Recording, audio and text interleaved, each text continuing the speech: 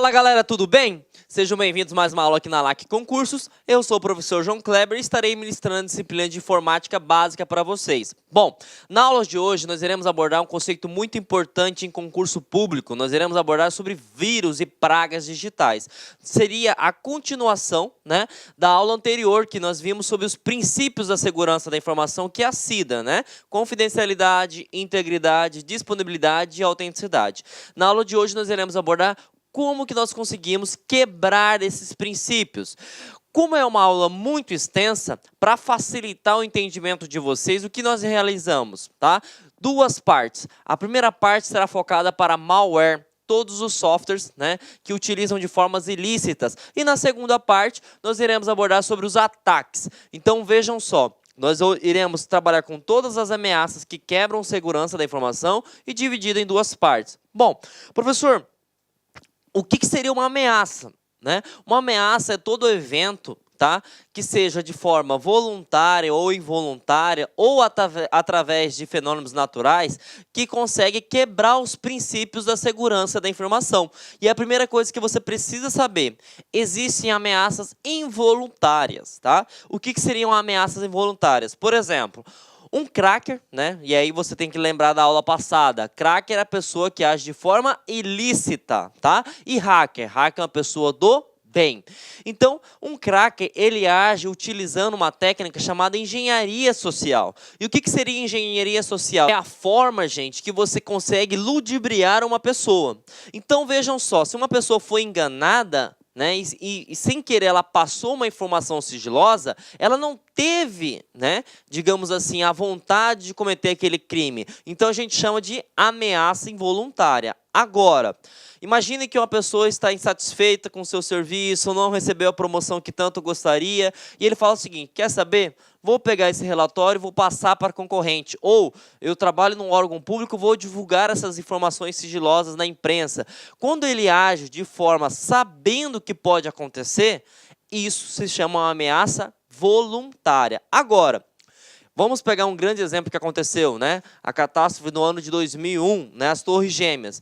Foi algo que praticamente ninguém imaginaria que ia acontecer, Ocorreu um evento de terrorismo, uma catástrofe, E aí pode ser também a questão de tsunami, a questão de incêndio, enfim, tudo isso que a gente não pode prever e acontece, isso são chamados de catástrofes naturais, de ameaças naturais, tá bem? Então vejam só, quando a gente fala de ameaças, pode ser três tipos de ameaças: voluntária, quando você age sabendo que pode ocorrer; involuntária, quando você é enganado, normalmente utilizando a técnica de engenharia social; e terceiro, as ameaças naturais, que você não pode presumir que isso vai acontecer.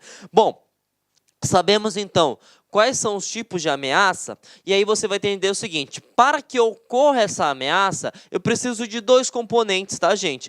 E quais são esses componentes?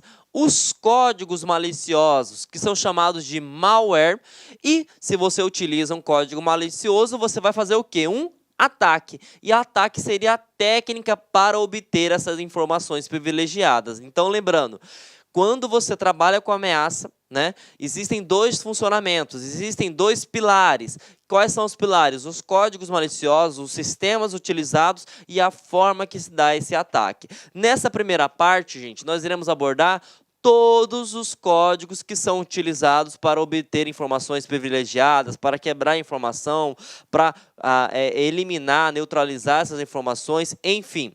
Quais são as pragas digitais que caem em concurso? Vamos falar sobre vírus, quais são suas características, sobre Trojan, que seria cavalo de Troia, sobre worm, que seria um verme, sobre spyware, que seria um programa espião, backdoor, o poder de você retornar a máquina sempre quando necessário, rootkit seria um dos piores tipos de pragas digitais que hoje existe, porque ele tem acesso a todo o seu computador e ele fica escondido. Nós temos o bootnet, você vai transformar os computadores em uma rede zumbi, e o vírus mais atual, que seria ransomware, que transforma todos os seus dados em criptografados e ele cobra resgate para isso. Bom, vamos entender então o que ele pode abordar, gente, quando se trata sobre malware, Malware, ele pode ser vírus e outras pragas digitais. A gente tem que sempre tocar nesse tocante, por quê? Hoje nós temos o worm, e o worm não é considerado vírus. Então, para que você consiga compreender esse conceito, você precisa entender o seguinte, que o vírus, gente, ele tem 3 características. Quais são essas 3 características, professor? O vírus ele é autoexecutável, né? Sempre quando eu falo sobre autoexecutável, eu quero dar um exemplo da minha mãe para vocês. A minha mãe fala o seguinte, quando eu falei para ela que iria para a carreira de informática, ela me disse uma coisa muito importante. Ah, meu filho, as máquinas vão dominar o mundo, que não sei o quê, que não sei o quê, que não sei o quê. O que eu quero que vocês compreendam? A máquina não vai dominar o mundo, porque eu é que mando na máquina, e o vírus é a mesma coisa. Então a pessoa fala assim, ah, o vírus entrou na minha máquina. Não. Não, senhor. O vírus não entrou na sua máquina. Foi você que deu a liberdade para ele. Você sabe por quê, gente? Todo vírus ele é autoexecutável. Eu preciso dar o sim para ele entrar na minha máquina. E aí eu vou dar um exemplo de um vírus que aconteceu lá no final da década de 90, que ficou muito famoso, que é chamado de vírus I Love You. Tá? Como se passou esse vírus?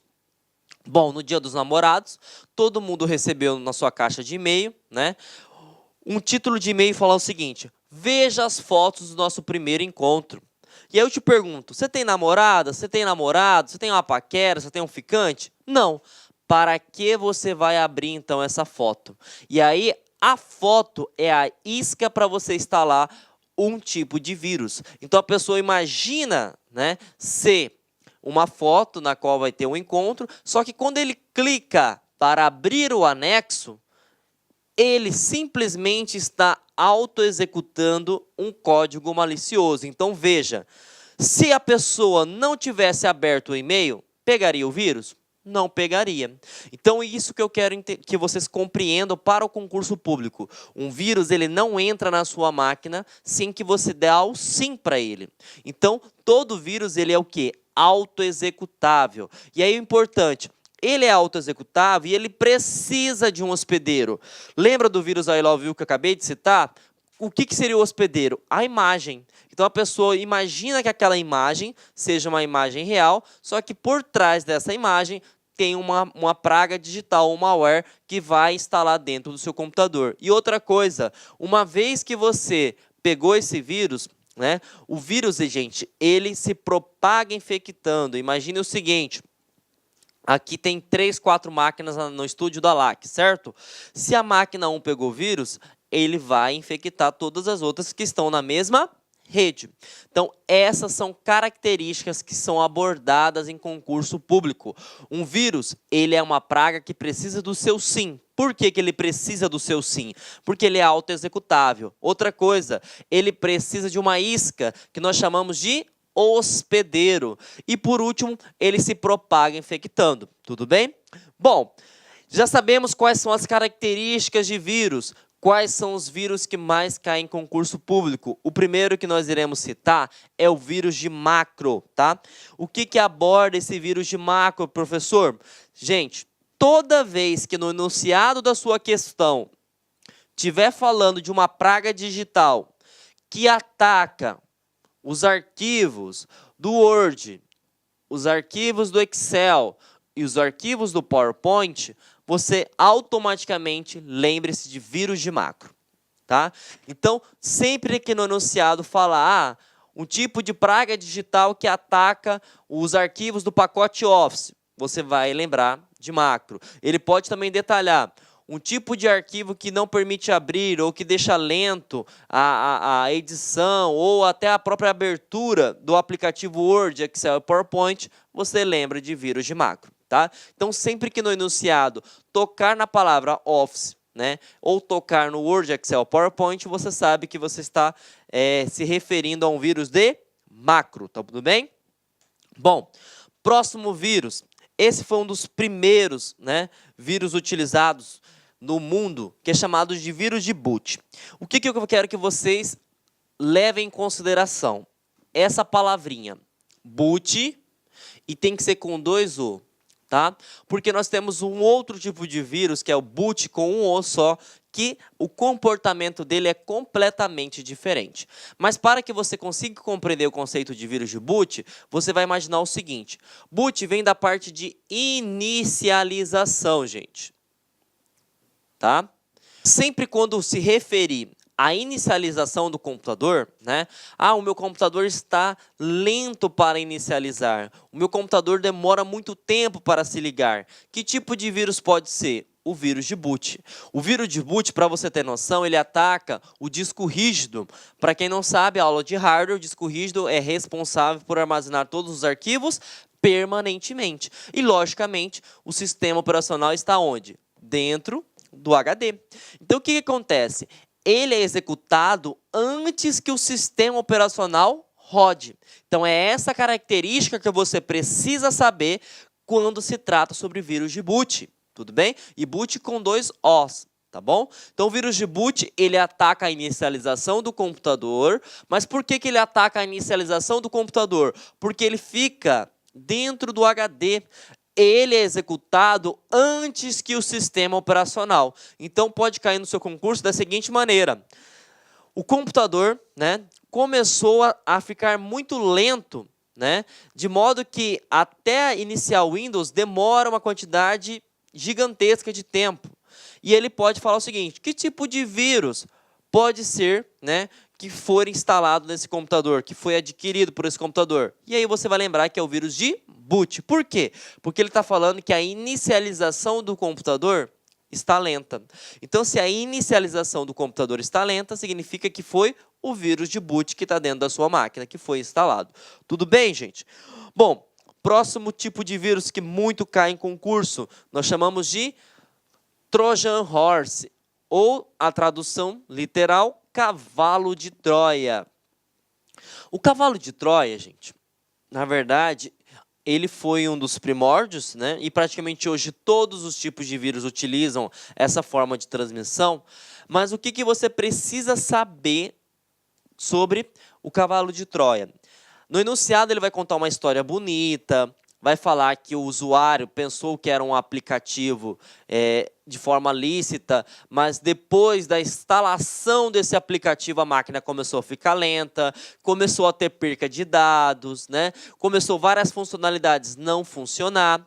Então, toda vez que ele falar sobre essas características, né, você vai lembrar do cavalo de Troia. Porque se você lembrar da mitologia grega, né, qual que era a ideia do cavalo de Troia? Pensou que era um presente, mas não era, né? Eu costumo citar um ditado que faz muita, digamos assim, te facilita demais lembrar na hora da prova. Quando a esmola é demais, o santo desconfia. Então é isso que você vai lembrar de cavalo de Troia ou Trojan Horse. Quando você pensa que o aplicativo é algo legal, mas ele começa a atrapalhar a sua vida no seu computador, no seu celular, no seu smartphone, no seu tablet, você deve, né, ter instalado sem querer, logicamente, um cavalo de Troia. E o cavalo de Troia, ele ocasiona perca de dados, roubo de dados e outra coisa muito importante, ele é auto-executável. Então, lembra lá do vírus I Love You. Se eu não clicar no arquivo, eu não vou pegar, tá? Então, Olá, meus amigos, minhas amigas, sou o professor Luiz Antônio Carvalho e com muito prazer, muita satisfação, estou aqui para fazer um convite muito especial para você que quer fazer o concurso de auditor fiscal da Receita Estadual do Distrito Federal. Concurso esse que já foi autorizado, nós estamos aguardando o edital ainda para 2018 e, claro, nós aqui da Lá Concursos, nós temos o melhor e o maior programa de carreiras fiscais do Brasil na atualidade. Nós conseguimos aí unificar uma equipe top de linha, uma equipe aí que está à disposição da Lá Concursos e é à sua disposição, aulas super atualizadas e aulas super competitivas, detalhadas, como você acabou de assistir. Gente, nosso curso pré-edital, ele tem um prazo de acesso de 180 dias. Durante esse período, você pode assistir quantas vezes quiser e na hora que desejar.